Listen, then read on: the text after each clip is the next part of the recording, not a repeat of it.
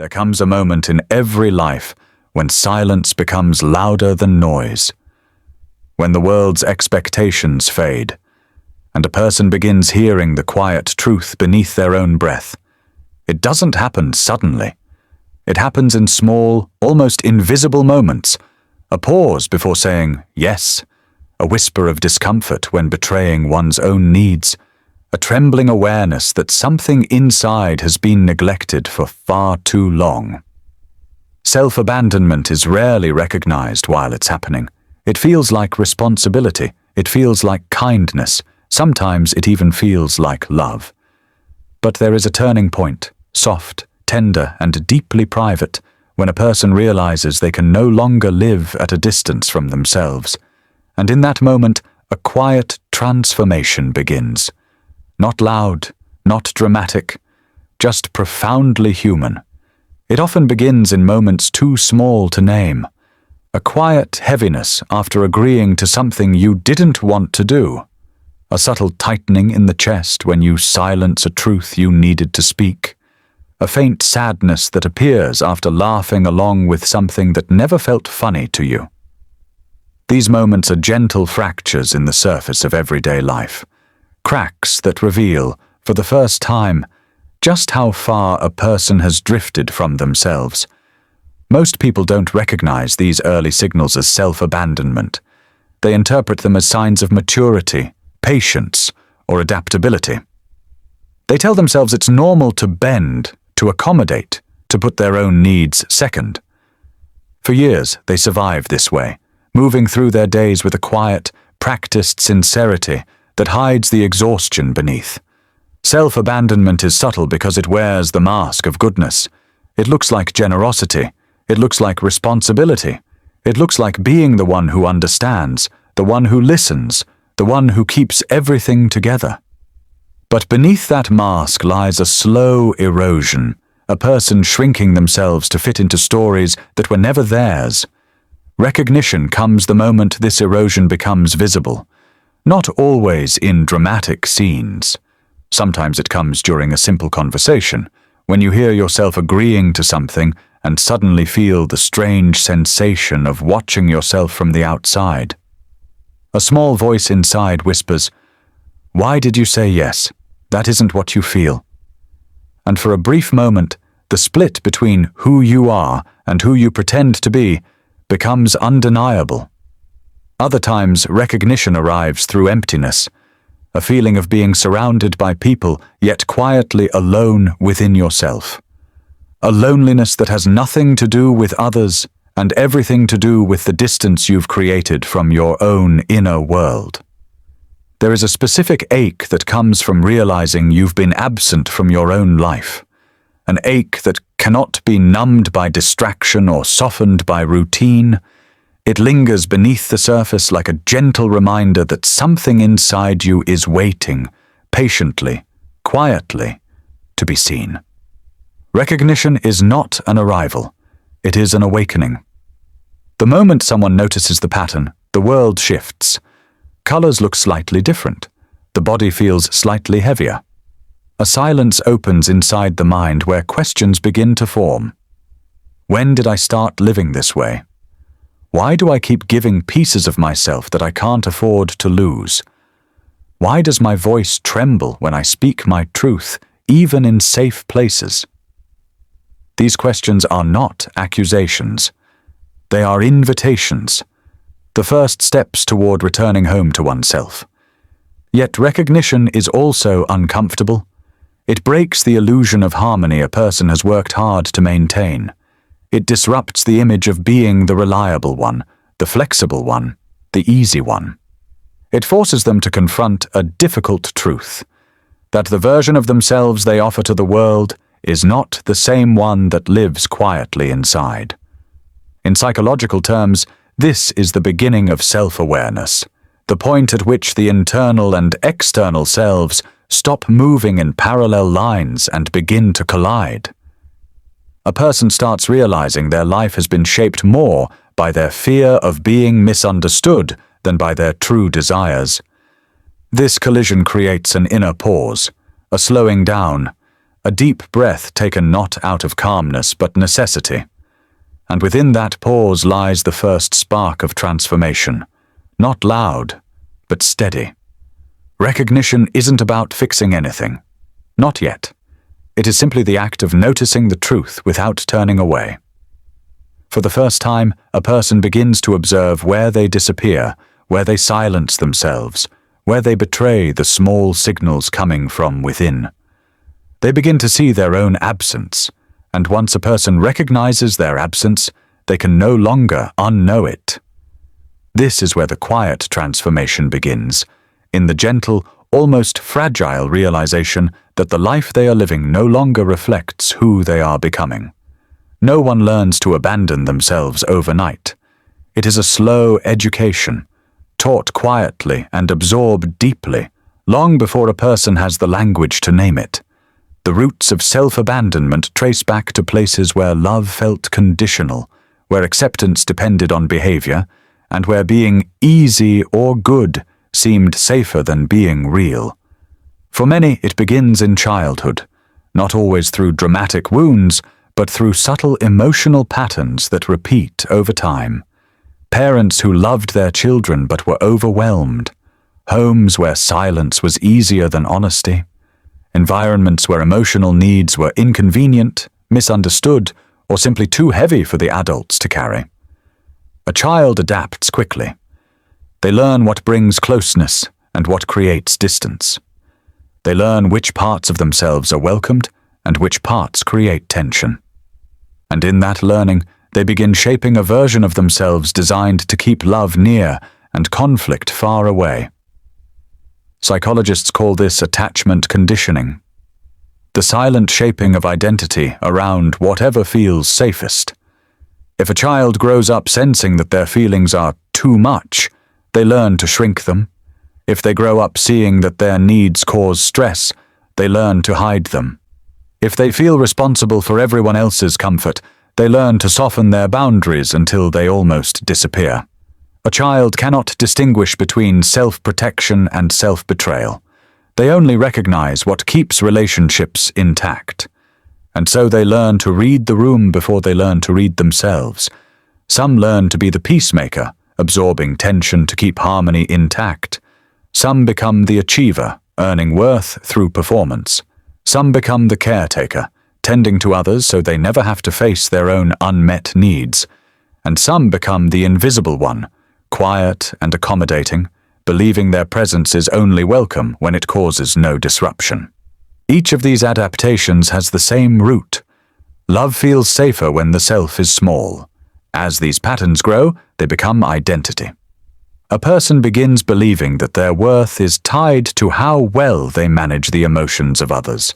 They learn to predict disappointment before it happens. They learn to silence their own discomfort before anyone else notices it. By adulthood, these habits feel natural.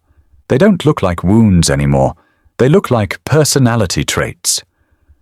Easygoing, strong, understanding, selfless. But beneath these traits lies the childhood lesson. Your truth is negotiable if it ensures you won't be left. Cultural influences deepen these roots. Some cultures praise sacrifice, silence, endurance, and collectivism above individual emotional expression. People learn that speaking up is selfish, that having needs is weak, that choosing themselves is disrespectful. And so they continue the pattern, not out of fear alone, but out of loyalty to everything they were taught to be. There is also the fear of disappointing others, a fear so old it feels inherited. Disappointment once threatened connection. Now it threatens peace, relationships, and identity. So adults keep performing the same emotional choreography they mastered in childhood.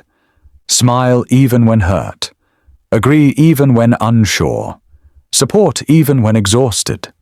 Appear strong even when breaking inside. These roots grow quietly but firmly. They shape friendships, relationships, careers, and even spiritual life. A person becomes skilled at sensing what others need, yet struggles to sense what they feel. The tragedy is that self-abandonment often begins with innocence, a child simply wanting to be loved, accepted, and safe. But what begins as innocence becomes a lifelong habit, the habit of disappearing in order to belong. Yet beneath these roots lies something equally powerful, the inherent truth that the self never fully goes away. It waits, it watches, it endures. The moment a person begins to question these roots, even softly, the ground beneath them begins to shift. Not to uproot them violently, but to make space for something new, the possibility of belonging to themselves. Disconnection does not announce itself with chaos. It settles in quietly, like a subtle fog lowering over the mind. A person can live years within it without ever realizing how distant they have become from their own emotional landscape. Psychology describes this state as self-silencing, a pattern where a person slowly disconnects from their inner voice in order to maintain external harmony. The brain is wired for survival before truth, for belonging before authenticity. From an evolutionary perspective, losing connection to a group once meant danger. So the nervous system learned to protect connection at any cost, even if that cost was oneself. This ancient instinct still lives in the modern mind. When someone perceives rejection, even subtle disapproval, tension, or disappointment, the brain reacts as if danger is near. The body tightens, the breath shortens, thoughts shift from self-awareness to self-protection. In these moments, people disconnect not because they want to, but because their biology believes it must. Over time, this repeated response becomes a learned pattern. Silence keeps you safe. Agreeing keeps you close. Abandoning yourself keeps the world calm. The psychological term for this is fawning, a stress response where the person prioritizes others' emotional needs to avoid conflict or rejection. It is not weakness, it is adaptation. But adaptation comes with consequences. When someone silences themselves repeatedly, the brain begins to stop sending clear signals of desire, discomfort, joy, or pain. The internal compass weakens. A person loses the ability to distinguish between what they genuinely want and what keeps the peace. This is where emotional disconnection begins. The self becomes quiet, not gone, but muted. Feelings become harder to name. Needs become harder to trust. The body continues functioning, but the inner world becomes distant, almost foreign.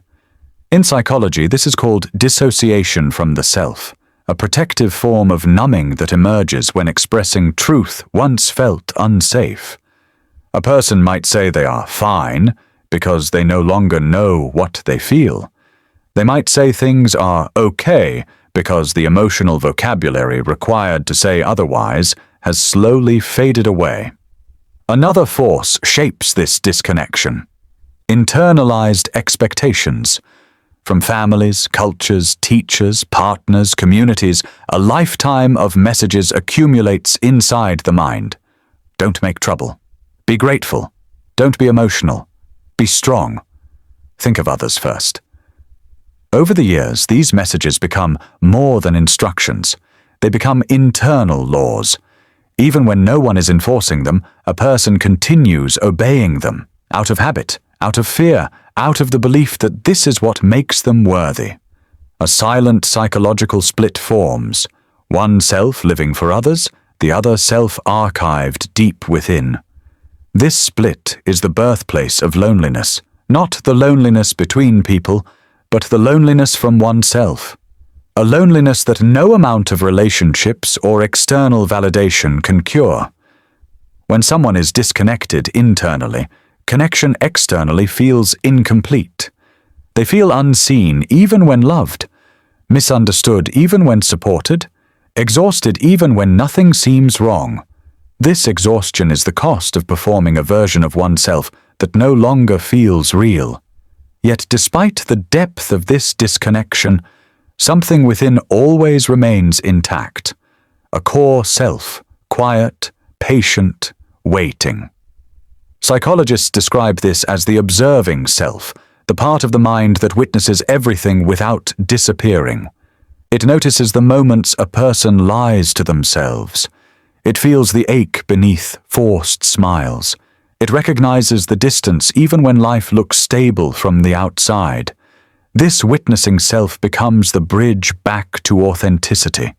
The moment someone hears it, even faintly, the disconnection begins to loosen. The nervous system softens, the fog thins, the inner voice, once muted, begins to form words again. And with these first quiet words, the possibility of returning to oneself emerges, not suddenly, not perfectly, but undeniably. The psychology of disconnection reveals its own truth. The self can be silenced but never erased.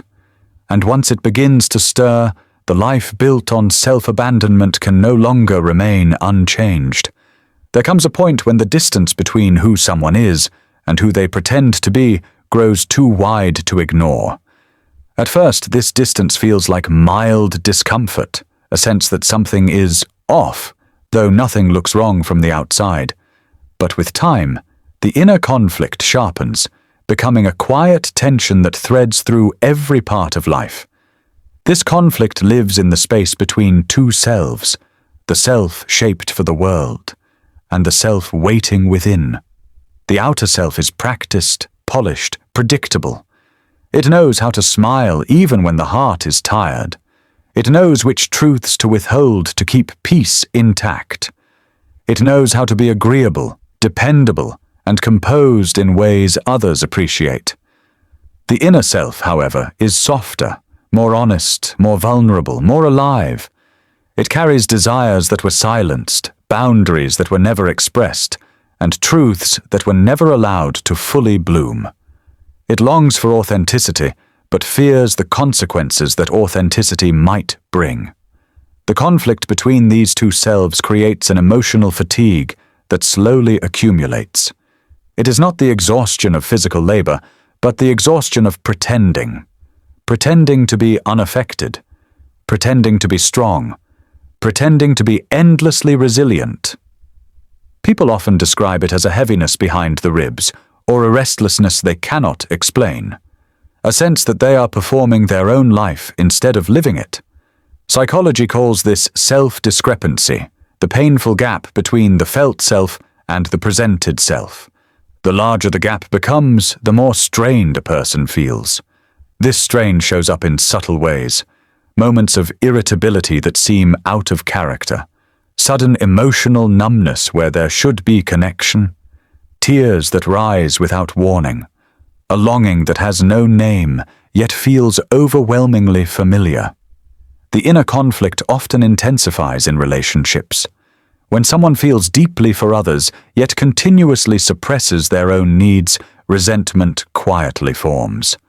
Not resentment toward others, but toward the self for never speaking, never choosing, never interrupting the cycle of self-erasure.